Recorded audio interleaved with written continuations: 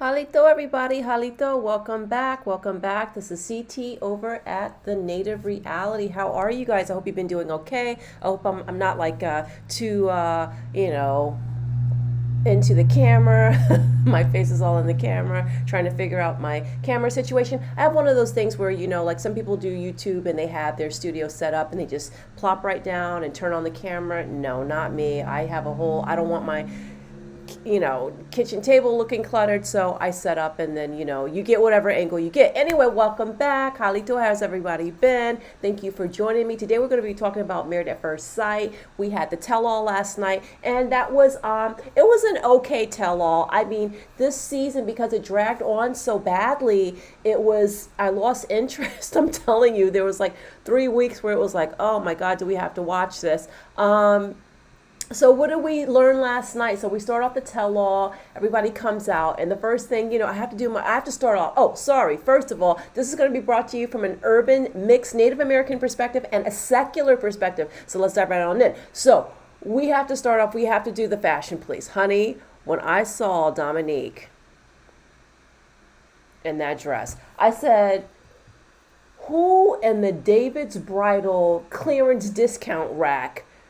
I mean, it was so unflattering. It didn't fit. She didn't have on a proper, support for the top. The strap kept falling off. The little, rhinestone set. Used to get back at the little the beauty supply stores back in the day. Remember, you get it would be like on a piece of cardboard. It'd be like the little rhinestone earrings with like a little triangle necklace. I'm like, oh my God. How did they let her go on stage like that? The green actually was really nice. I liked it, but the dress was so unflattering, okay? So it's been a few months. Now, some people have gained weight, some people have lost weight. I noticed some differences in a lot of people. Nicole definitely looked like she slimmed down, not that she needed to or anything like that. Nicole looked really good. I don't know, something different about Nicole. I was like, what is this? Is it her tan, like something? She looked really nice. Now, she was wearing some of those 80s little sparkly little rhinestone earrings too. I was like, what's going on? Maybe they were giving those away on the set or something. I don't know. But let's see. So who else? Did we have? Everybody looked okay. I did not like what Eris was wearing. That looked like a suit, like worn backwards. Of course, Shaquille is going to give us his best, yellow mustard ridiculousness. The rest of them looked fine, I think, for the most part. But yeah, I was just like, who did that to Dom? The hair up, it just looked so matronly. She looked like a young, like a mother of the bride. It just didn't look very good. Oh my God. So, okay, so what do we find out? This tell-all was, it was all right. Of course, Chris and Nicole are still together. They're figuring things out, whatever. Who else was it?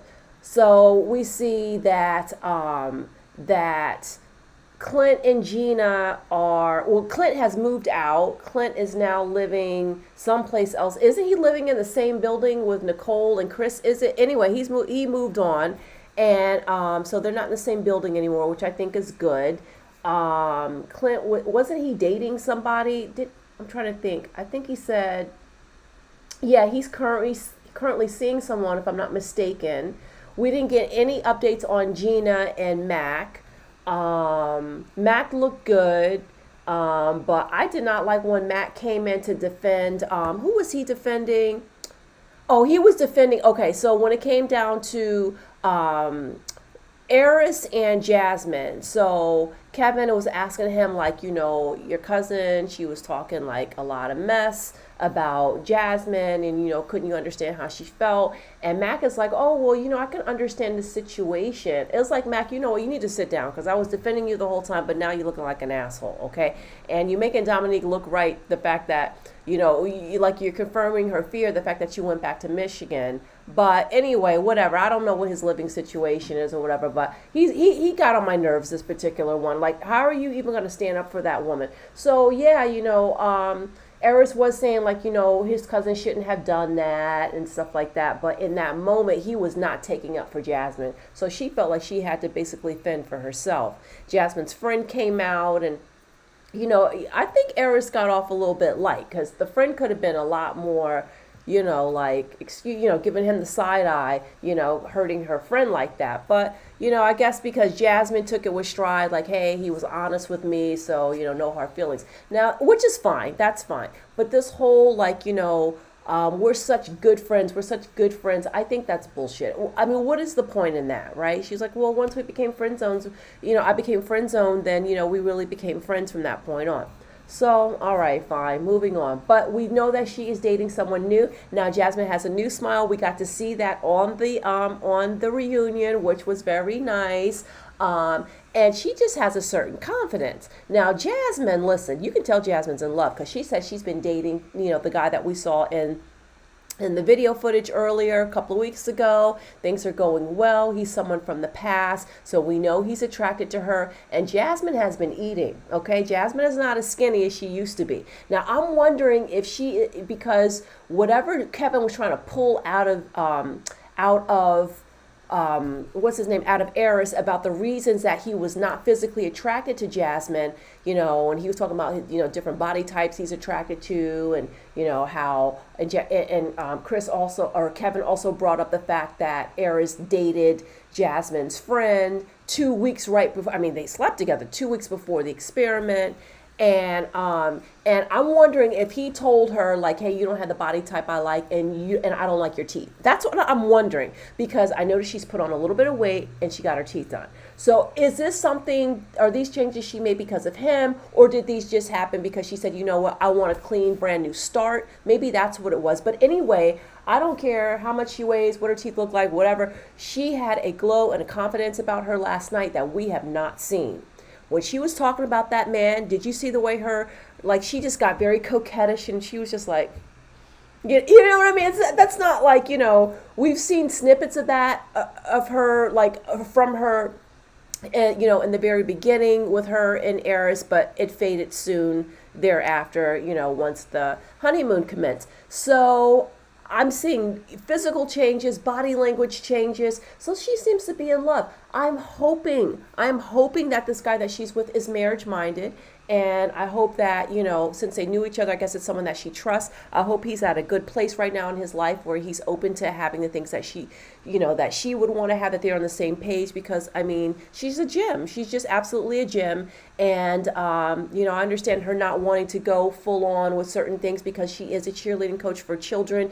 Some people do actually, realize that they will have a life after this 15 minutes of fame, and they'll have to resume that life and don't want to be, dealing with, perpetual embarrassment, even though I'm sure it was a little bit embarrassing that, Eris wasn't attracted to her initially. So we have Shaquille and Kirsten. So Shaquille, of course, he's sitting over there still, baby, please. Like, he still wants her. He's regretting his decision. And she's like, no, you embarrassed me. You left me hanging. You were crying for nothing, So, I didn't really get a lot out of this reunion. I just didn't get a lot out of it. Now, next week's tell-all looks like it's going to be good. But I think because it just drug on. Usually tell-alls are very exciting, right? But this one wasn't so much. So yeah, Gina, she's still married to her business. And, Clint did mention that, finally he was like, yeah, I got that she wasn't, gonna like, or that she's very passionate about her career and where she was in her career and entrepreneurship and things like that. But, he wanted to get to know more about her. But you know what? He did not woo her. He did not pursue her. He was Mr. Tell the Jokes all the time, 24/7. And this, is it still possible you guys could get together? Well, I don't know. You have to ask him. Oh, I don't know. They are not attracted to each other. It's just not going to happen. It's just not going to happen. So, Yacht Daddy will move on, and, he's got somebody else in his life. We'll see how that works out. I'm just looking forward to next week. I just didn't have like a huge amount of notes or things to take for this particular reunion because I just feel like we didn't really learn anything. So hopefully next week's episode will be more interesting. But it was Juneteenth this week. So happy Juneteenth for everyone who celebrates. And, it's a federal holiday now. So, which fell on Monday, and I was definitely not doing a video on that day. I was like, nope, I'm in protest. I'm not working. I'm not turning on the camera. I'm not doing anything. So, yeah, that's it. Let's get back together next week, guys, for the tell-all. If you guys were watching Match Me Abroad and 90 Day Fiance, I'm not sure if I'm going to have time to do those videos this week, but I'll see you definitely for sure next week for those two shows. So that's it. I hope you're taking care of yourselves. I hope you're staying safe. Please leave some comments below if there's anything that I missed that you guys wanted to discuss in this tell-all part 1. Please give it a thumbs up if you enjoyed it. Subscribe and tell your friends all about it. I hope you're staying safe. Take care. Chipisa lacho.